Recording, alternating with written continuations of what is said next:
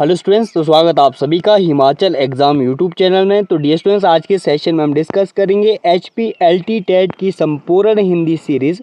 तो संपूर्ण हिंदी सीरीज़ का ये सेशन नंबर 2 है। जिसने भी प्रीवियस सेशन नहीं देखा है तो एक बार ज़रूर देख लीजिएगा। और आज के सेशन में हम डिस्कस करेंगे हिंदी साहित्य का इतिहास का एक तरफा टॉपिक, इतिहास लेखन परंपरा। तो जो भी स्टूडेंट्स हमारे साथ आज पहली बार जुड़े हैं तो चैनल को सब्सक्राइब कीजिएगा और बेल आइकन को प्रेस कीजिएगा ताकि हमारी वीडियोज़ की नोटिफिकेशन आप सभी तक सबसे पहले पहुंच सके। और जो भी स्टूडेंट्स हमें रेगुलर फॉलो कर रहे हैं तो आप सभी से रिक्वेस्ट है, वीडियो को साथ साथ शेयर कीजिएगा। तो कंटिन्यू कर लेते हैं आज के सेशन को।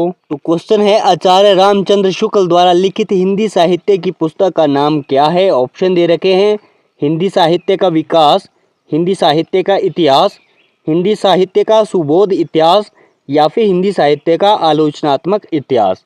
तो जल्दी से चूज कर लीजिएगा। आचार्य रामचंद्र शुक्ल द्वारा लिखित हिंदी साहित्य की पुस्तक का नाम क्या है?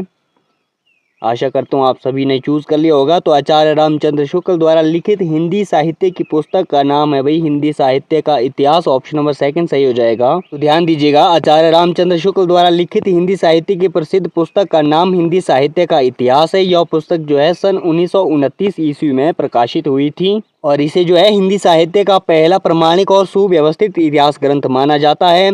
और इसमें जो है आचार्य रामचंद्र शुक्ल ने हिंदी साहित्य के 900 वर्षों का इतिहास को 4 स्पष्ट कालों, बोले तो आदिकाल वीर गाथा काल, पूर्व मध्यकाल भक्ति काल, उत्तर मध्यकाल रीति काल और आधुनिक काल बोले तो गद्य काल में विभाजित किया है। तो अगला क्वेश्चन है, हिंदी साहित्य का केवल कालगत विभाजन किया है? ऑप्शन दे रखे हैं, गारसा दत्तासी, जॉर्ज ग्रियर्सन, मिश्र बंधुओं या फिर आचार्य रामचंद्र शुक्ल ने। तो हिंदी साहित्य के इतिहास का केवल जो है कालगत विभाजन किसने किया है? आशा करता हूँ आप सभी ने चूज कर लिया होगा। तो हिंदी साहित्य का केवल कालगत विभाजन किया है आचार्य रामचंद्र शुक्ल ने। ऑप्शन नंबर डी सही हो जाएगा। तो ध्यान दीजिएगा, आचार्य रामचंद्र शुक्ल ने हिंदी साहित्य के 900 वर्षों के इतिहास को 4 प्रमुख कालों में विभाजित किया है। उन्होंने प्रत्येक काल का दोहरा नामकरण बोले तो प्रवृत्ति और काल के आधार पर किया है। तो आचार्य रामचंद्र शुक्ल जी का काल विभाजन कुछ इस प्रकार है, आदिकाल वीर गाथा काल, पूर्व मध्यकाल भक्ति काल, उत्तर काल रीति काल, आधुनिक काल बोले तो गद्य काल। तो ध्यान दीजिएगा, आचार्य रामचंद्र शुक्ल जी ने यह काल विभाजन जो है विक्रमी समावत में किया है। ईस्वी सन निकालने के लिए इसमें जो है 57 वर्ष घटाए जाते हैं। तो अगला क्वेश्चन है, हिंदी साहित्य के इतिहास की किस पुस्तक में नामकरण के निश्चित आधारों का अभाव है? ऑप्शन दे रखे हैं, मिश्र बंधु विनोद, हिंदी साहित्य का इतिहास, the modern vernacular literature of Hindustan या फिर इनमें से कोई नहीं। तो जल्दी से चूज कर लीजिएगा, हिंदी साहित्य के इतिहास की किस पुस्तक में नामकरण के निश्चित आधारों का अभाव है? आशा करता हूँ आप सभी ने चूज कर लिया होगा। तो ऑप्शन नंबर ए सही हो जाएगा, मिश्र बंधु विनोद। तो मिश्र बंधु विनोद में जो है नामकरण के निश्चित आधारों का अभाव है। तो ध्यान दीजिएगा, मिश्र बंधु में शामिल है भाई गणेश बिहारी मिश्र, श्याम बिहारी मिश्र, सुखदेव बिहारी मिश्र। तो इनके द्वारा लिखित प्रसिद्ध ग्रंथ मिश्र बंधु विनोद में नामकरण के निश्चित आधारों का स्पष्ट रूप से जो है अभाव माना जाता है। साहित्यिक आलोचकों और इतिहासकारों के अनुसार इस ग्रंथ में काल विभाजन और नामकरण के पीछे कोई वैज्ञानिक या सुसंगत पद्धति नहीं अपनाई गई है। और ध्यान दीजिएगा, इसी अभाव को दूर करने के लिए बाद में जो है आचार्य रामचंद्र शुक्ल ने अपने इतिहास ग्रंथ हिंदी साहित्य का इतिहास में प्रवृत्ति के आधार पर एक सुव्यवस्थित एवं निश्चित नामकरण पद्धति की स्थापना की थी। तो अगला क्वेश्चन है, आचार्य रामचंद्र शुक्ल के इतिहास की रिक्तियों को भरते हुए उसमें सुधार कर नए तथ्य उजागर करने वाले पहले विद्वान कौन थे? ऑप्शन दे रखे हैं, प्रेमदास, राम प्रसाद द्विवेदी, हजारी प्रसाद द्विवेदी या फिर बाबू गुलाब राय। तो जल्दी से चूज कर लीजिएगा, आचार्य रामचंद्र शुक्ल के इतिहास की रिक्तियों को भरते हुए उसमें सुधार कर नए तथ्य उजागर करने वाले पहले विद्वान कौन थे? तो आशा करता हूँ आप सभी ने चूज कर लिया होगा। तो ऑप्शन नंबर सी सही हो जाएगा, हजारी प्रसाद द्विवेदी।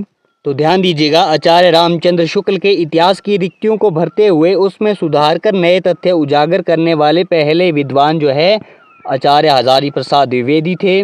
तो आचार्य हजारी प्रसाद द्विवेदी के मुख्य योगदान और सुधार कुछ इस प्रकार है, आदिकाल का पुनर्मूल्यांकन। तो आचार्य रामचंद्र शुक्ल ने जिस काल को वीरता परक रचनाओं के आधार पर वीर गाथा काल का नाम दिया था और आचार्य हजारी प्रसाद द्विवेदी ने उसकी कमियों को उजागर किया और प्रामाणिक तथ्यों के आधार पर उसे आदिकाल का नाम दिया, जिसे आज सर्वसम्मति से स्वीकार किया जाता है। अगला है भक्ति आंदोलन का उदय। तो आचार्य रामचंद्र शुक्ल जी का मानना था कि भक्ति आंदोलन मुस्लिम आक्रमण के कारण उपजी हिंदू हताशा का परिणाम था। इसके विपरीत आचार्य हजारी प्रसाद द्विवेदी जी ने अकाट्य तथ्यों के साथ सिद्ध किया कि भक्ति आंदोलन भारतीय सांस्कृतिक परंपरा का स्वतः स्फूर्त एवं स्वाभाविक विकास था। अगला है सिद्ध और नाथ साहित्य। तो आचार्य रामचंद्र शुक्ल जी ने जैन सिद्ध और नाथ साहित्य को केवल धार्मिक संप्रदाय की शिक्षा कहकर इतिहास से बाहर कर दिया था, परंतु हजारी प्रसाद द्विवेदी जी ने नए तथ्य सामने रखकर यह प्रमाणित किया कि परवर्ती संत साहित्य जैसे कबीर की विचारधारा की जड़ें इसी सिद्ध और नाथ साहित्य में थी। तो अगला क्वेश्चन है हिंदी साहित्य के इतिहास नाम से पुस्तक न लिखकर भी आचार्य शुक्ल के बाद हिंदी साहित्य के इतिहासकार के रूप में कौन प्रख्यात हुए? ऑप्शन दे रखे हैं भारतेंदु हरिश्चंद्र, हजारी प्रसाद द्विवेदी, डॉक्टर पूर्ण सिंह या फिर डॉक्टर वियोगी हरि। तो जल्दी से चूज कर लीजिएगा। हिंदी साहित्य का इतिहास नाम से पुस्तक न लिखकर भी आचार्य शुक्ल के बाद हिंदी साहित्य के इतिहासकार के रूप में कौन प्रख्यात हुए? आशा करता हूँ आप सभी ने चूज कर लिया होगा। तो ऑप्शन नंबर बी सही हो जाएगा, हजारी प्रसाद द्विवेदी। तो ध्यान दीजिएगा, हिंदी साहित्य का इतिहास नाम से कोई स्वतंत्र या एकल पुस्तक न लिखकर भी आचार्य शुक्ल के बाद इतिहासकार के रूप में प्रख्यात होने वाले पहले और सबसे प्रमुख विद्वान आचार्य हजारी प्रसाद द्विवेदी है। इसके अतिरिक्त डॉक्टर नागेंद्र भी ऐसे ही अत्यंत प्रख्यात विद्वान है, जिन्होंने स्वयं इस नाम से कोई स्वतंत्र इतिहास ग्रंथ नहीं लिखा, बल्कि अन्य विद्वानों के सहयोग से तैयार किए हिंदी साहित्य का इतिहास ग्रंथ का केवल संपादन किया था। तो आचार्य हजारी प्रसाद द्विवेदी का योगदान कुछ इस प्रकार है। द्विवेदी जी ने सीधे हिंदी साहित्य का इतिहास शीर्षक से कोई पुस्तक नहीं लिखी, बल्कि इतिहास संबंधी सिद्धांतों और तथ्यों को निम्नलिखित 3 पुस्तकों के माध्यम से प्रस्तुत किया। तो वे 3 पुस्तकें हैं हिंदी साहित्य की भूमिका, जिसका प्रकाशन 1940 में हुआ, हिंदी साहित्य का आदिकाल, जिसका प्रकाशन 1952 में हुआ, हिंदी साहित्य उद्भव और विकास, जिसका प्रकाशन 1952 में हुआ। तो ये 3 पुस्तकें आचार्य हजारी प्रसाद द्विवेदी की है। जी हाँ, तो अगला क्वेश्चन है हिंदी साहित्य की भूमिका लिखकर हिंदी साहित्य के इतिहास की जड़ों की खोज करने वाले आचार्य कौन थे? ऑप्शन दे रखे हैं विश्वनाथ प्रसाद मिश्र, माता प्रसाद गुप्त, डॉक्टर श्याम सुंदर दास या फिर हजारी प्रसाद द्विवेदी। तो जल्दी से चूज कर लीजिएगा। हिंदी साहित्य की भूमिका लिखकर हिंदी साहित्य के इतिहास की जड़ों की खोज करने वाले आचार्य कौन थे?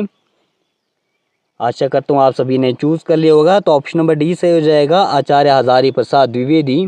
तो ध्यान दीजिएगा, हिंदी साहित्य की भूमिका जिसका प्रकाशन 1940 में हुआ था। तो हिंदी साहित्य की भूमिका लिखकर हिंदी साहित्य के इतिहास की जड़ों की खोज करने वाले आचार्य हजारी प्रसाद द्विवेदी थे। इस ग्रंथ के माध्यम से उन्होंने हिंदी साहित्य के इतिहास को एक नई सांस्कृतिक और ऐतिहासिक दृष्टि प्रदान की। तो अगला क्वेश्चन है हिंदी साहित्य का इतिहास पुस्तक के संपादक का नाम क्या है? ऑप्शन दे रखे हैं doctor Ram Kumar Verma, doctor Ravichandra Chaudhary, doctor Nagendra या फिर डॉक्टर नामवर सिंह। तो जल्दी से चूज कर लीजिएगा। हिंदी साहित्य का इतिहास पुस्तक के संपादक का नाम क्या है? आशा करता हूँ आप सभी ने चूज कर लिया होगा। तो हिंदी साहित्य का इतिहास पुस्तक के संपादक है doctor Nagendra. Option number C सही हो जाएगा।